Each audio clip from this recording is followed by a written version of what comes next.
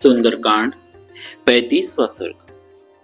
माता सीता के पूछने पर हनुमान जी का श्री राम के शारीरिक चिन्हों और गुणों का वर्णन करना तथा नर वानर की मित्रता का प्रसंग सुनाकर सीता जी के मन में विश्वास उत्पन्न करना। वानर श्रेष्ठ हनुमान जी के मुख से श्री रामचंद्र जी की चर्चा सुनकर विदेह राजकुमारी माता सीता शांतिपूर्वक मधुर वाणी में बोली, कपिवर, तुम्हारा श्री रामचंद्र जी के साथ संबंध कहाँ हुआ? तुम लक्ष्मण को कैसे जानते हो? मनुष्यों और वानरों का यह मेल किस प्रकार संभव हुआ? वानर, श्री राम और लक्ष्मण के जो चिन्ह हैं उनका फिर से वर्णन करो, जिससे मेरे मन में किसी प्रकार के शोक का समावेश न हो। मुझे बताओ, भगवान श्री राम और लक्ष्मण की आकृति कैसी है? उनका रूप किस तरह का है? उनकी जांघें और भुजाएं कैसी है? विदेह राजकुमारी माता सीता के इस प्रकार पूछने पर पवन कुमार हनुमान जी ने श्री रामचंद्र जी के स्वरूप का यथावत वर्णन आरंभ किया। कमल के समान सुंदर नेत्रों वाली विदेह राजकुमारी, आप अपने पतिदेव श्री राम के तथा देवर लक्ष्मण जी के शरीर के विषय में जानती हुई भी जो मुझसे पूछ रही है, यह मेरे लिए बड़े सौभाग्य की बात है। विशाल लोचने श्री राम और लक्ष्मण के जिन जिन चिन्हों को मैंने लक्ष्य किया है उन्हें बताता हूँ, मुझसे सुनिए। जनक नंदिनी, श्री रामचंद्र जी के नेत्र प्रफुल्ल कमल दल के समान विशाल एवं सुंदर है। मुख पूर्णिमा के चंद्रमा के समान मनोहर है। वे जन्म काल से ही रूप और उदारता आदि गुणों से संपन्न है। वे तेज में सूर्य के समान, क्षमा में पृथ्वी के तुल्य, बुद्धि में बृहस्पति के सदृश और यश में इंद्र के समान है। वे संपूर्ण जीव जगत के तथा स्वजनों के भी रक्षक है। शत्रुओं को संताप देने वाले श्री राम आपने सदाचार और धर्म की रक्षा करते हैं। शत्रुओं को संताप देने वाले श्री राम अपने सदाचार और धर्म की रक्षा करते हैं। भामिनी, श्री रामचंद्र जी जगत के चारों वर्णों की रक्षा करते हैं। लोक में धर्म की मर्यादाओं को बांधकर उनका पालन करने और कराने वाले भी वे ही। सर्वत्र अत्यंत भक्ति भाव से उनकी पूजा होती है। ये कांतिमान एवं परम प्रकाश स्वरूप है। ब्रह्मचर्य व्रत के पालन में लगे रहते हैं। साधु पुरुषों का उपकार मानते और आचरणों द्वारा सत्कर्मों के प्रचार का ढंग जानते हैं। वे राजनीति में पूर्ण शिक्षित, ब्राह्मणों के उपासक, ज्ञानवान, शीलवान, विनम्र तथा शत्रुओं को संताप देने में समर्थ है। उन्हें यजुर्वेद की भी अच्छी शिक्षा मिली है। वेदवेत्ता विद्वानों ने उनका बड़ा सम्मान किया है। वे 4 वेद, धनुर्वेद और 6 वेदांगों के भी परिनिष्ठित विद्वान हैं। उनके कंधे मोटे, भुजाएं बड़ी बड़ी, गला शंख के समान और मुख सुंदर है। गले की हंसली मांस से ढकी हुई तथा नेत्रों में कुछ कुछ लालिमा है। वे लोगों में श्री राम नाम से प्रसिद्ध है। उनका स्वर दुंदुभ के समान गंभीर और शरीर का रंग सुंदर एवं चिकना। उनका प्रताप बहुत बड़ा चढ़ा है। उनके सभी अंग सुडौल और बराबर है। उनकी कांति श्याम है।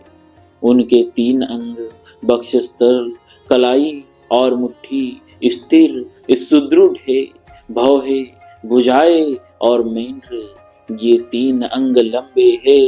केशों का अग्रभाग, अंडकोश और घुटने ये 3 समान बराबर है। वक्षस्थल, नाभि के किनारे का भाग और उदर ये 3 उभरे हुए। नेत्रों के कोने, नख और हाथ पैर के तलवे ये 3 लाल है। शिश्न के अग्रभाग, दोनों पैरों की रेखाएं और सिर के बाल ये 3 चिकने हैं तथा स्वर, चाल और नाभि ये 3 गंभीर है। उनके उदर तथा गले में 3 रेखाएं, तलवों के मध्य भाग, पैरों की रेखाएं और स्तनों के अग्रभाग ये 3 धसे हुए, गला, पीठ तथा दोनों पिंडलियां ये 4 अंग छोटे, मस्तक में 3 भौरे, पैरों के अंगूठे के नीचे तथा ललाट में 4-4 रेखाएं, वे 4 हाथ ऊंचे हैं। उनके कपोल, भुजाएं, जांघें और घुटने ये 4 अंग बराबर है। शरीर में 2 की संख्या में 14 अंग होते हैं, वे भी उनके परस्पर सम हैं। उनकी चारों कोनों की चारों दाढ़ें शास्त्रीय लक्षणों से युक्त है। वे सिंह, बाघ, हाथी और सांड इन 4 के समान 4 प्रकार की गति से चलते हैं। उनके ओठ, ठोड़ी और नासिका सभी प्रशस्त है। केश, नेत्र, दांत और त्वचा, पैर के तलवे इन 5 अंगों में स्निग्धता भरी है। दोनों भुजाएं, दोनों जांघें, दोनों पिंडलियां, हाथ और पैरों की उंगलियां ये 8 अंग उत्तम लक्षणों से संपन्न तथा लंबे हैं। उनके नेत्र, मुख विवर, मुखमंडल, जिह्वा, ओठ, तालु, स्तन, नख, हाथ और पैर ये 10 अंग कमल के समान है। छाती, मस्तक, ललाट, गला, भुजाएं, कंधे, नाभि, चरण, पीठ और कान ये 10 अंग विशाल है। वे श्री, यश और प्रताप इन तीनों से व्याप्त है। उनके मातृकुल और पितृकुल दोनों अत्यंत शुद्ध है।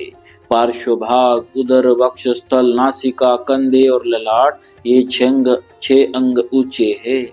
केश, नख, लोम, त्वचा, अंगुलियों के पोर, शीश्न, बुद्धि और दृष्टि आदि 9 सूक्ष्म पतले हैं तथा वे श्री रघुनाथ जी पूर्वाह्न, मध्याह्न और अपराह्न इन तीनों कालों द्वारा क्रमशः धर्म, अर्थ और काम का अनुष्ठान करते हैं।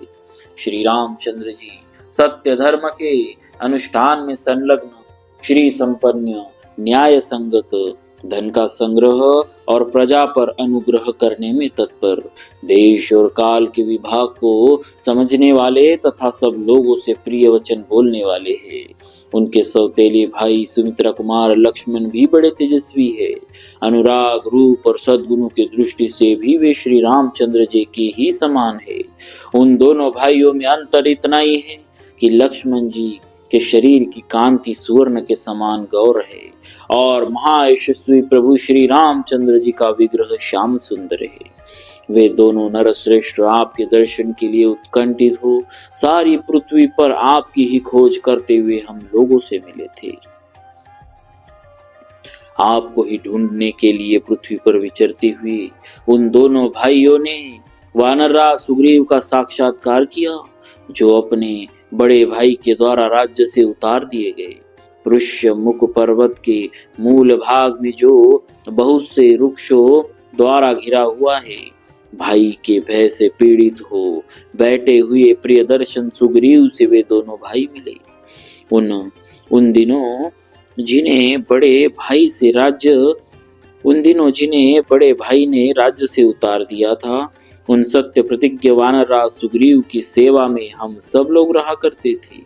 शरीर पर वल्कल वस्त्र तथा हाथ में धनुष धारण किए वे दोनों भाई जब ऋष्य मुख पर्वत के रमणीय प्रदेश में आए, तब धनुष धारण करने वाले उन दोनों नरश्रेष्ठ वीरों को वहां उपस्थित देख वानर शिरोमणि सुग्रीव भय से घबरा उठे और उछलकर उस पर्वत के उच्चतम शिखर पर जा चढ़े।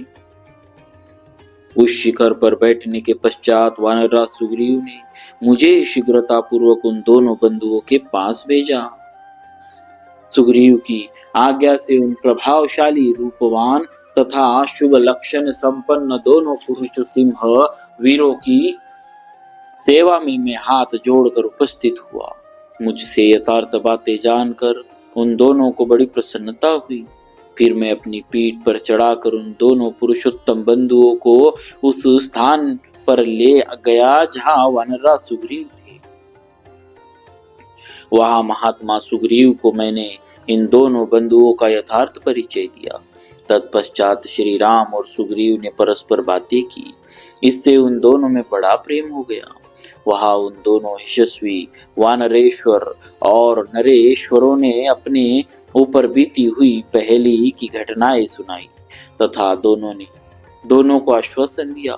उस समय लक्ष्मण के बड़े भाई श्री रघुनाथ जी ने स्त्री के लिए अपने महातेजस्वी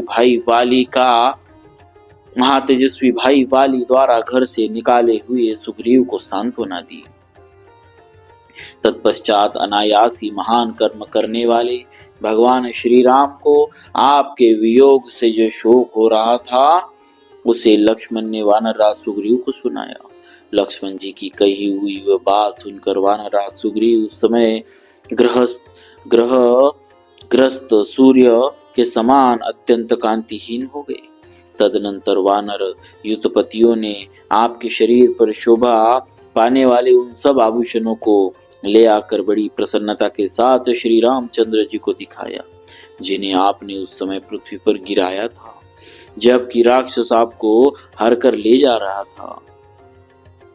वानरों ने आभूषण तो दिखाए, किंतु उन्हें आपका पता कुछ भी मालूम नहीं था। आपके द्वारा गिराए जाने पर वे सब आभूषण झन झन की आवाज के साथ जमीन पर गिरे और बिखर गए।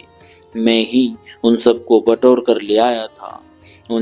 उस दिन जब वे गहने श्री रामचंद्र जी को दिए गए, उस समय वे उन्हें अपने गोद में लेकर अचेत से हो गए थे। उन दर्शनीय आभूषणों को छाती से लगाकर देवतुल्य आभा वाले भगवान श्री राम ने बहुत विलाप किया। उन आभूषणों को बारंबार देखते रोते और तिलमिला उठते थे। उस समय दशरथ नंदन श्री राम की शोकाग्नि प्रज्वलित हो उठी। उस दुख से आतुर हो वे महात्मा रघुवीर बहुत देर तक मूर्छित अवस्था में पड़े रहे। तब मैंने नाना प्रकार के सांत्वना पूर्ण वचन कहकर बड़ी कठिनाई से उन्हें उठाया। लक्ष्मण सहित श्री रघुनाथ जी ने उन बहुमूल्य आभूषणों को बारंबार देखा और दिखाया। फिर वे सब सुग्रीव को दे दिए। आर्य, आपको न देख पाने के कारण श्री रघुनाथ जी को बड़ा दुख और संताप हो रहा है। जैसे ज्वालामुखी पर्वत जलती हुई बड़ी भारी आग से सदा तपता रहता है, उसी प्रकार वे आपकी विरह अग्नि से जल रहे हैं। आपके लिए महात्मा श्री रघुनाथ जी को अनिद्रा, निरंतर जागरण, शोक और चिंता ये तीनों उसी प्रकार संताप देते हैं जैसे आवनीय आदि त्रिविध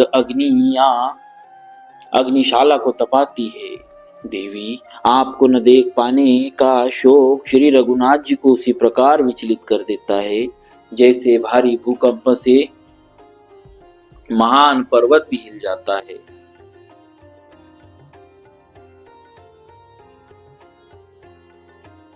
राजकुमारी, आपको न देखने के कारण रमणीय काननों, नदियों और झरनों के पास विचरने पर भी श्री राम को सुख नहीं मिलता है। जनक नंदिनी, पुरुष सिंह भगवान श्री राम रावण को उसके मित्र और बंधु बांधवों सहित मारकर शीघ्र ही आपसे मिलेंगे। उन दिनों श्री राम और सुग्रीव जब मित्र भाव से मिले, तब दोनों ने एक दूसरे की सहायता के लिए प्रतिज्ञा की। श्री राम ने वाली को मारने का और सुग्रीव ने आपकी खोज कराने का वचन दिया।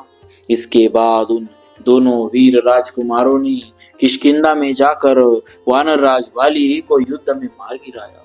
युद्ध में वेग पूर्वक वाली को मारकर श्री राम ने सुग्रीव को समस्त भालुओं और वानरों का राजा बना दिया।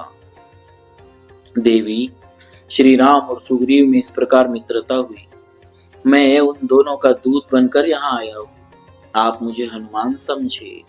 अपना राज्य पाने के अनंतर सुग्रीव ने अपने आश्रय में रहने वाले बड़े बड़े बलवान वानरों को बुलाया और उन्हें आपकी खोज के लिए 10 दिशाओं में भेजा।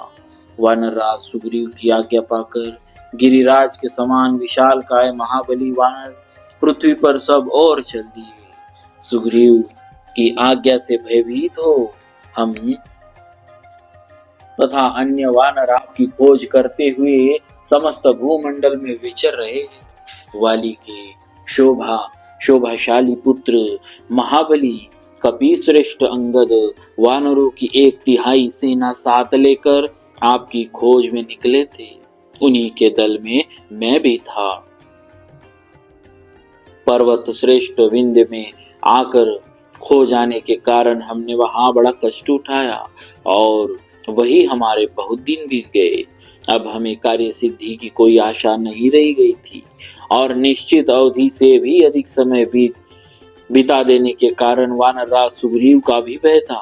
इसीलिए हम सब लोग अपने प्राण त्याग देने के लिए उद्यत हो गए।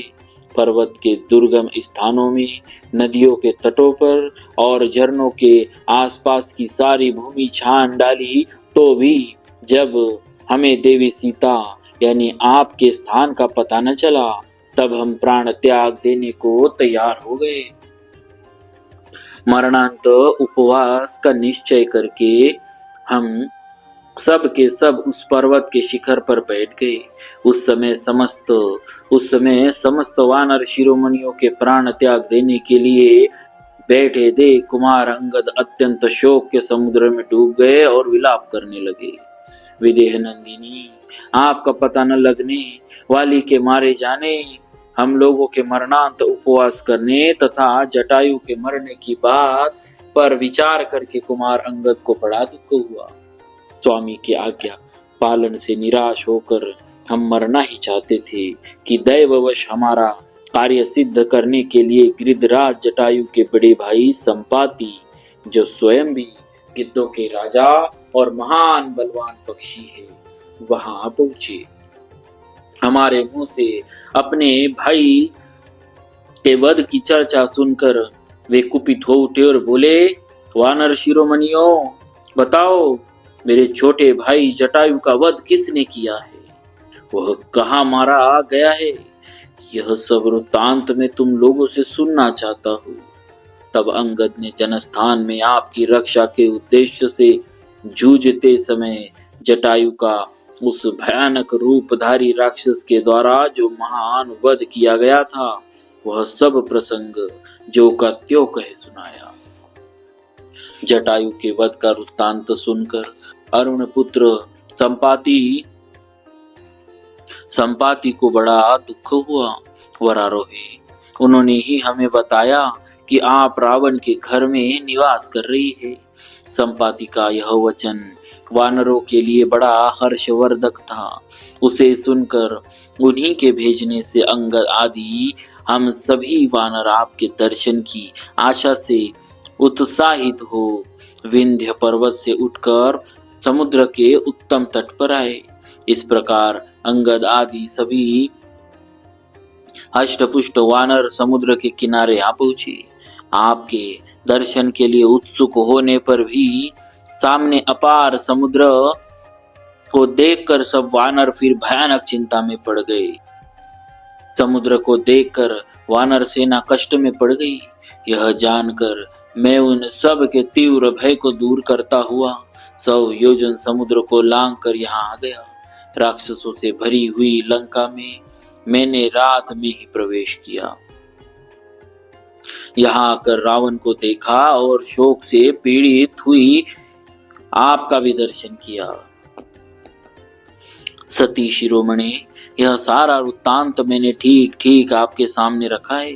देवी, मैं दशरथ नंदन श्री राम का दूत हूँ, अतः आप मुझसे बात कीजिए। मैंने श्री रामचंद्र जी के कार्य की सिद्धि के लिए ही यह सारा उद्योग किया है और आपके दर्शन के निमित्त मैं यहाँ आया हूँ। देवी, आप मुझे सुग्रीव का मंत्री तथा वायु देवता का पुत्र हनुमान समझे। देवी, आपके पतिदेव समस्त शस्त्र धारियों में श्रेष्ठ ककुत्स्य कुलभूषण श्री रामचंद्र जी सकुशल है तथा बड़े भाई की सेवा में संलग्न रहने वाले शुभ लक्षण लक्ष्मण भी प्रसन्न है।